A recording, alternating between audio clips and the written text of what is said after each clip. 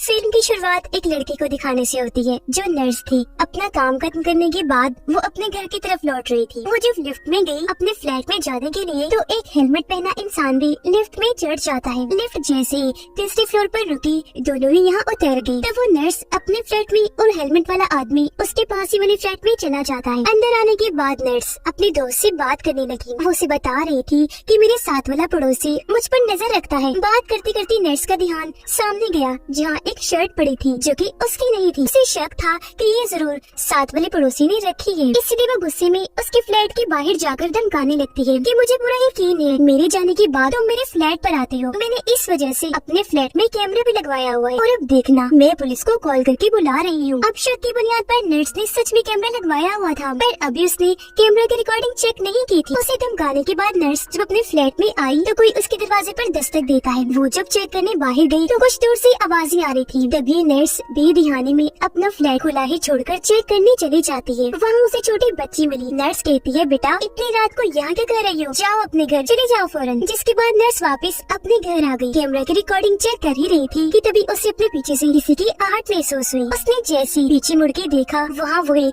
Helmet वाला इंसान खड़ा था। नर्स को देखते उसने अपने बैग से रॉड निकाला जिस पर खून लगा हुआ था। उसे देखकर नर्स बहुत डर गई, अपनी जगह से उठी और वहाँ से भागने की कोशिश करने लगी, लेकिन एकदम से उस हेलमेट वाले इंसान ने उसके सर पर रॉड दे मारा जिससे वो बेहोश होकर नीचे गिर जाती है। फिर वो रॉड से इतनी बार उस पर वार करता है कि जब तक वो मर नहीं जाती और फिर सर पर मार मार कर सर ही कुचल के रख देता है। अब हम एक फैमिली को देखते हैं जिनमें फैमिली के हेड का नाम था किम, उसकी वाइफ और 2 बच्चे थे, एक लड़का और एक लड़की। अब किम को एक बीमारी थी जिस वजह से उसे हल्की सी भी मैली गंदगी से एलर्जी हो जाया करती थी। गंदगी उसे जरा भी बर्दाश्त नहीं थी, इसीलिए उसे हर चीज परफेक्ट बिल्कुल साफ चाहिए थी। अब एक दिन किम के पास कॉल आती है और उसे बताया जा रहा था कि काफी वक्त से तुम्हारा सतीला भाई लापता है। जिस आदमी ने कॉल की थी वो किम को बताता है कि आपका भाई जिस बिल्डिंग में रहता है मैं वहाँ का केयर टेकर बोल रहा हूँ और अब आप लोग आए और अपने भाई का सामान ले जाएं। फिर अगले ही दिन किम उस बिल्डिंग में पहुँच जाता है। अब ये बिल्डिंग वही थी जिसे हमने शुरुआत में देखा था। अपने बीवी बच्चों को बाहर छोड़कर अपने भाई के फ्लैट में जाता है उसका सामान लेने, जहाँ उसे अपने भाई के सामान से हटकर और सामान भी मिलता है, जैसे कुछ औरतों और बच्चों के कपड़े, जूते और 2 टूथब्रश। ये देखकर किम को अजीब लगा, इसलिए वो केयर टेकर को कॉल करके पूछता है कि क्या मेरे भाई के साथ यह कोई और भी रहा करता था, क्योंकि उसके फ्लैट से मुझे इस तरह का सामान मिला है। तब केयर टेकर बताता है कि नहीं, कोई भी नहीं, वो तो अकेला रहा करता था। अब मजीद जानकारी हासिल करने किम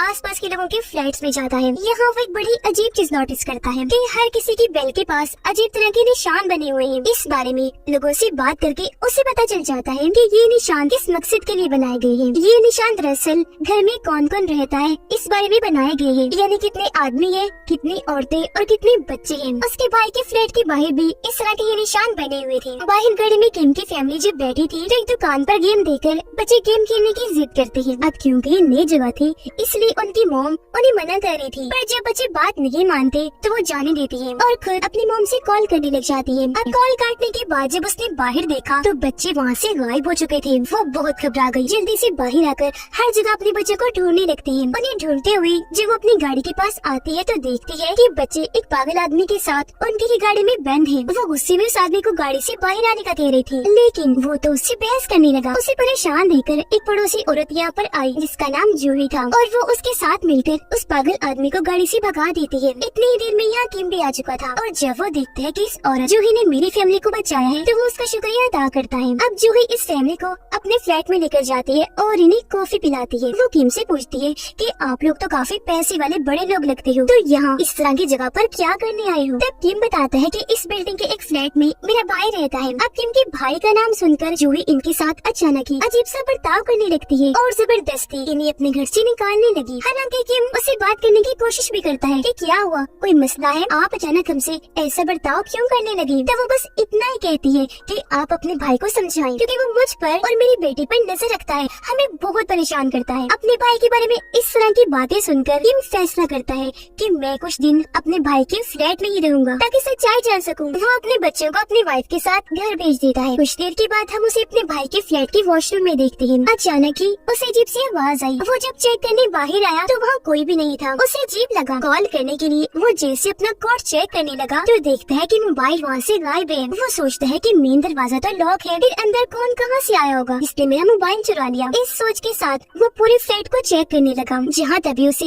एक खुफिया रास्ता मिल जाता है। उस रास्ते में जब वो गया तो नर्स के फ्लैट में आ जाता है, जिससे हम समझ पाए कि नर्स अपने जिस पड़ोसी की बात कर रही थी कि जो उसे परेशान करता था वो और कोई नहीं बल्कि किम का भाई ही था। और उसका शक सही था कि मेरे जाने के बाद वो पड़ोसी यहाँ आ जाता है। अब किम की वाइफ अपनी बेटी को स्कूल से लेकर घर वापस जा रही थी। वो जब पार्किंग एरिया में थी तो वहाँ सामने ही हेलमेट वाला बंदा भी खड़ा हुआ था। फिर वो जैसे लिफ्ट में गई, वो हेलमेट पहना इंसान भी उनके साथ लिफ्ट में चढ़ गया। अब जैसे किम की वाइफ एक फ्लोर पर उतरी, हेलमेट वाला इंसान नोटिस कर लेता है और इस तरह उसने देख लिया था कि वो किस फ्लैट में रहती है। अब किम की वाइफ का एक पार्सल आया था जिसे लेने वो बिल्डिंग के बाहर आई और जब बच्चे घर में अकेले थे तो हेलमेट वाला इंसान उनके दरवाजे पर आकर दस्तक देने लगता है। किम की वाइफ जब पार्सल खोलती है तो हैरत, वो बिल्कुल खाली था। तभी बच्चे अपनी मॉम को कॉल करके बताते हैं कि दरवाजे के बाहर कोई है जो कब से दस्तक दे रहा है। उनकी मॉम समझाती है कि बेटा मैं बस आ रही हूँ और दरवाजा बिल्कुल न खोलना। हेलमेट वाला इंसान दरवाजे पर बने छोटे से सुराख के जरिए अंदर हाथ डालता है, लॉक खोलकर अंदर घुसने की कोशिश करता है पर नाकाम रह जाता है। दौड़ते भागते किम की वाइफ भी वापस अपने फ्लैट में आ जाती है। उसने जैसे दरवाजा खोला, ऊपर वाले फ्लोर से आता हुआ हेलमेट वाला इंसान उसे देख लेता है और जबरदस्ती उनके घर में घुसने की कोशिश कर रहा था। लेकिन जैसे तैसे किम की वाइफ उसे बाहर ही रोके रखती है और मदद के लिए भी जोर से चिल्लाने लगती है। उसकी आवाज सुनकर सामने वाले फ्लैट से एक आदमी निकलकर बाहर आया। उसे देखकर हेलमेट वाला इंसान वहाँ से भाग जाता है। इस बारे में फौरन किम को बताया गया,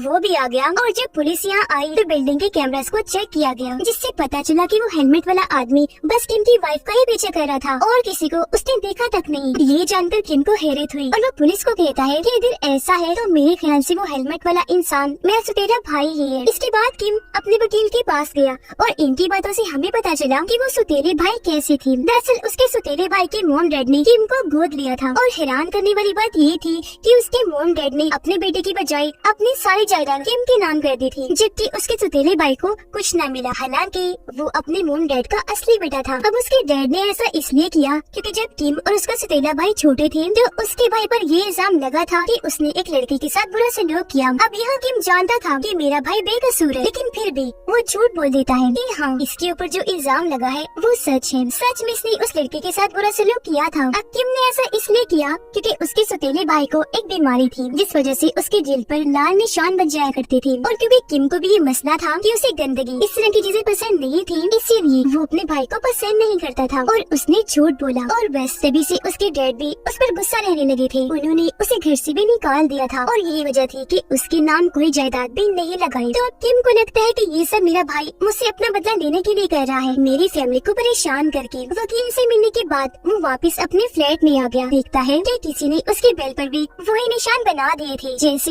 उसके भाई के फ्लैट के बाहर में बने हुए थे, यानी कि घर में कितने मर्द, औरतें और बच्चे रहते हैं। किम पूरी बिल्डिंग को चेक करता है जहाँ सभी के दरवाजे पर इस तरह के निशान बने थे। किम की वाइफ स्कूल गई अपने बच्चों को लेने के लिए, जहाँ वो अपने बेटे को तो ले लेती है, लेकिन बेटे के बारे में पता चला कि वो तो कब से स्कूल से जा चुका है। बिल्डिंग के कैमरा को चेक करती है जहाँ उन्हें पता चला कि उनका बेटा पार्क में खेल रहा है। पर मुसीबत थी क्योंकि वो हेलमेट वाला इंसान भी वहाँ पार्क में मौजूद था। इस बारे में वो जल्दी से किम को बताती है और ये दोनों जल्दी से पार्क में चले जाते हैं। इस बार किम उसे पकड़ने में कामयाब रहता है, उसे काफी मारता भी है, लेकिन जब वो उसका हेलमेट उतारता है तो पता चला कि ये उसका भाई नहीं है बल्कि कोई और ही लड़का है। सारे हालात की वजह से किम काफी परेशान हो गया था। वो एक स्टिक लेकर अपने भाई के फ्लैट में जाता है, पर जब भी वहाँ पहुँचा तो वहाँ कोई भी नहीं था। परेशान होकर वो वापस अपनी गाड़ी में आकर बैठ जाता है कि तभी उसे हेलमेट पहना एक और इंसान मिलता है जो सामने वाली दुकान में जा रहा था, जिसका पीछा वो करने लगा था। उस हेलमेट वाले इंसान को पता चल गया था कि ये मेरा पीछे कर रहा है, तो वो वहाँ से भागने लगा, पर उसके पीछे भागकर किम उसे पकड़ लेता है, जहाँ इन दोनों की हाथापाई होने लगी। उसका भी जब हेलमेट उतारा गया तो पता चला कि ये भी उसका भाई नहीं है बल्कि ये शुरुआत वाली नर्स का दोस्त है। जिसके बाद ये दोनों किम के भाई के फ्लैट में आ जाते हैं और बातें करने लगते हैं। यह नर्स का दोस्त किम को बताता है कि मैंने अपनी दोस्त नर्स को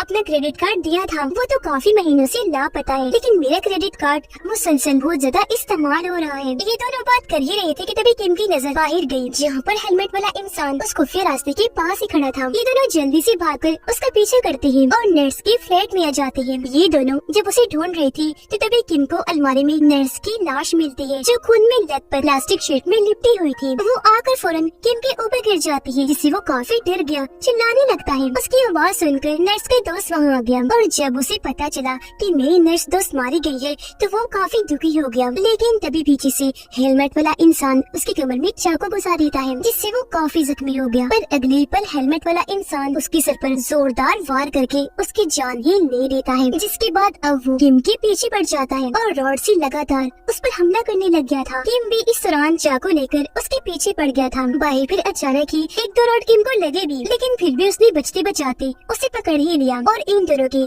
जोरदार हाथापाई होने लगी। किम उसके ऊपर आकर हेलमेट हटाने की कोशिश करता है, ये चेक करने के लिए कि आखिर ये कौन है, पर तभी वो चालाक इंसान अपनी जान छुड़वाने के लिए उसकी टांग में चाकू घुसा देता है, जिससे किम को इतनी तकलीफ हुई कि उसने हेलमेट वाले इंसान को छोड़ दिया। और अब हेलमेट वाला इंसान चाकू लेकर किम को मारने ही वाला था कि तभी किम वहाँ पड़े ईंट उठाकर उसकी हेलमेट पर दे मारता है और जल्दी से अपनी जान बचाकर एक फ्लैट में आ गया, जो कि उस औरत जूही का था। उस वक्त जूही तो घर पर नहीं थी, लेकिन उसकी छोटी बेटी थी जिसकी एक आँख खराब थी। यहाँ किम अपने जख्मों की मरहम पट्टी करता है और क्योंकि उसका मोबाइल बंद हो गया था तो वो जूही की बेटी से एक फोन मांगता है, जिस पर बच्ची उसे एक कमरे में लेकर गई, जहाँ पर हैरत बहुत सारी औरतों के पर्स, बच्चों के खिलौने और ढेर सारे फोन पड़े हुए थे। बच्ची उन्हीं में से एक फोन किम को लाकर देती है, जो किम का ही फोन था, जो उसके कोट से तब गायब हुआ था जब वो अपने भाई के फ्लैट पर था। किम हैरान होते हुए बच्ची से पूछता है कि तुम्हें ये फोन कहाँ से मिला? तब बच्ची बताती है कि ये फोन तो मुझे मामा ने ला कर दिया। ये सुनकर किम को सारी बात समझ आ गई थी, यानी कि हेलमेट पहनकर सबको जो मारता है वो और कोई नहीं बल्कि इस बच्चे की मॉम जूही है, और जिन लोगों का सामान वहाँ पड़ा था वो सब इसके शिकार थे। ये जानकर किम चक्कर खाकर वही जमीन पर गिर जाता है, लेकिन जब उसकी नजर सामने गई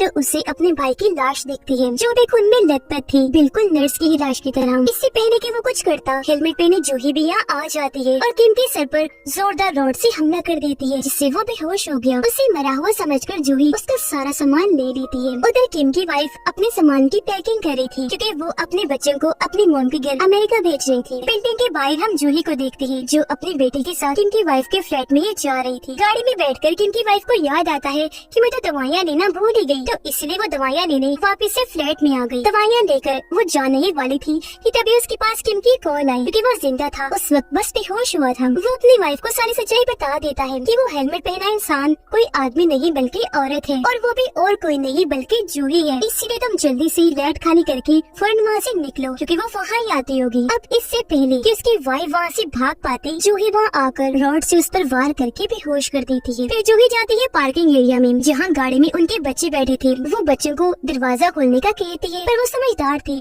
दरवाजा नहीं खोलते। जूही को याद आता है कि गाड़ी की चाबी तो मेरे पास है, जो उसने किम को बेहोश करने के बाद ले ली थी, जिसकी मदद से वो गाड़ी खोलकर अंदर घुस आई और बच्चों को भी मारने की कोशिश करती है, लेकिन बच्चे बड़ी चालाकी से गाड़ी से निकल जाती है और वहाँ से भागने लगती है। किम भी पार्किंग एरिया में आ गया था, पर वो ज्यादा तेज नहीं भाग सकता था, क्योंकि उसकी टांग पर चोट लगी हुई थी। दोनों बच्चे जूही से बचते हुए पहले ही अपने फ्लैट में आ चुके थे, पर वो भी पीछे करते करते अंदर घुस ही आई थी। थोड़ी देर में किम भी फ्लैट में आ जाता है। इससे पहले कि अपने बच्चों तक पहुँच पाता, रॉड से जूही उस पर हमला कर देती है। वो फिर उसके ऊपर चढ़ गई, जगह जगह उसे इतना देकर मारती है कि किम बेहोश हो जाता है, जिसके बाद वो दोबारा से बच्चों के पीछे पड़ गई। इतनी ही देर में किम को भी होश आ गई और वो आराम से रोकते हुए उसे समझाता है कि देखो, तुम्हें ये घर दौलत पैसा चाहिए ना, तो तुम सब रख लो, लेकिन प्लीज मेरी फैमिली को कुछ मत करना, उन्हें छोड़ दो, जाने दो यहाँ से। जूही भी उसकी बात सुनती है और यहाँ उनकी बात बनने ही वाली थी कि तभी दरवाजे पर दस्तक होती है, क्योंकि वहाँ पुलिस आ गई थी। इस वजह से वो घबरा गई, दोबारा से किम पर हमला करके गला दबाकर उसे मारने की कोशिश करती है। अब थोड़ी देर पहले किम ने देखा था कि पूरे घर में पेट्रोल लीक होकर फैला हुआ है, इसीलिए वो लाइटर लेता है और वहाँ आग लगा देता है। आग फैलती फैलती पूरे ही घर में लग जाती है। आग को देखकर जूही काफी घबरा गई, क्योंकि आग उसके बहुत करीब थी और उसके कपड़े भी जल रही थी। वो पानी डालकर आग बुझाने की कोशिश करती है, लेकिन आग की लपेट में वो पूरी तरह आ चुकी थी, पूरी तरह जलकर उसकी मौत हो जाती है। तभी दरवाजा खोलकर पुलिस भी अंदर आ गई और इस पूरी सूरत हाल को संभालते हुए इस फैमिली को भी बचा लेती है। अगले दिन दिखाया गया ये फैमिली बिल्कुल ठीक सही सलामत है। किम ने अपना फ्लैट छोड़ दिया है, जहाँ अब एक नई फैमिली शिफ्ट हो रही थी, क्योंकि किम अपनी पूरी फैमिली को लेकर हमेशा के लिए अमेरिका शिफ्ट हो रहा था। इसके बाद हम देखते हैं कि उस फ्लैट की एक अलमारी में जूही की बेटी अभी तक छुपी हुई है। अब मैं आपको एक बात बताती हूँ, शुरुआत में जूही का टारगेट नर्स नहीं बस किम का भाई ही था, लेकिन जब नर्स ने आकर उसे पुलिस बुलाने की धमकी दी तो वो घबरा गई। उसने नर्स को भी मार डाला, जिसके बाद जूही ने उन दोनों के फ्लैट्स को इस्तेमाल किया, क्योंकि जहाँ वो पहले रहती थी वहाँ पुलिस आ गई, जिस वजह से उन्हें वो फ्लैट खाली करना पड़ा। फिर जूही ने किम और उसकी फैमिली को अपना टारगेट बनाया। ऐसा उसने बहुत से लोगों के साथ किया था। वो लोगों को मार कर उनका सब कुछ चुरा लिया करती थी। अब वो तो मर चुकी थी, तो शायद ये बुराई खत्म हो जाए, वरना उसकी बेटी तो जिंदा है ही, जिसके जरिए ये सिलसिला चलता रहेगा। ये फिल्म इधर ही खत्म हो जाती है।